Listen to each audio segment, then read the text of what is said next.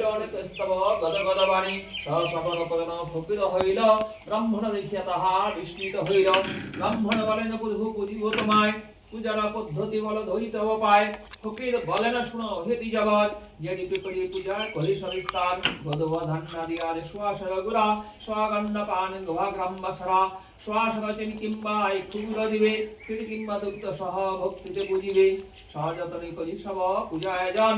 মিলিয়া বসে যত ভক্তগণ পুজিয়ে বিশুদ্ধ হয়ে শাস্ত্রের বিধানে পূজা শেষ কত কথা শুনিবে যতনে সত্যনারায়ণ বলি সবে সুজি দেবে হাত নারায়ণ বলিয়া কলিক পরিনিপাত দশাদলইবে পরে এই তো বিধান সব কথা বলে ধরি হলন্ত্র ধান অতপরে কাঠ কাটিবারে যায় কাঠুরে সকল ব্রাহ্মণ বাড়ি যায় খাইবারে জল হেরিয়া বিস্মিত হয় কাঠুরে সমাজ রাতারাতি ব্রাহ্মণ হইল মহারাজ অতপর ব্রাহ্মণে জিজ্ঞাসা করিল ব্রাহ্মণ তাদের বলে বিধান সমস্ত কাঠুরিয়া পুঁজিবাড়ি হইল ব্যবস্থ সাহায্যে করিল তারা বিধি অনুসারে দুঃখ দূর হল আনন্দ ঘরে ঘরে সদানন্দ নামে গবনিক নন্দন কাঠুরে সম্পদ হেরি হল ইষ্টমান জিজ্ঞাসা করে স্বভাবে তাদ জানিল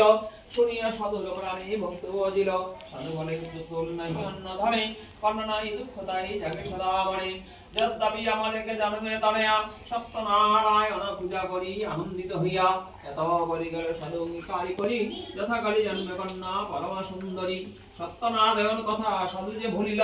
সুপাত্র আনিয়ে কন্যা বিবাহ দিল সপ্তপদী সাজাইয়া সপ্তমধুকার যেমতা সহিত সাধু চলিল সপ্তার দক্ষিণ পাটনে রাজা নামে কলানিধি সেই রাজ্যে সদাগরে আনাইলা বিধি রাজা সম্বাসিয়া থাকে তরুণী চাপিয়া প্রমাদ ঘটল তার প্রসাদন হি দিয়া রাজার ভান্ডার ধন্যর্থ যা ছিল নিশি মধ্যে এসে সাধু তরিপূর্ণ হইল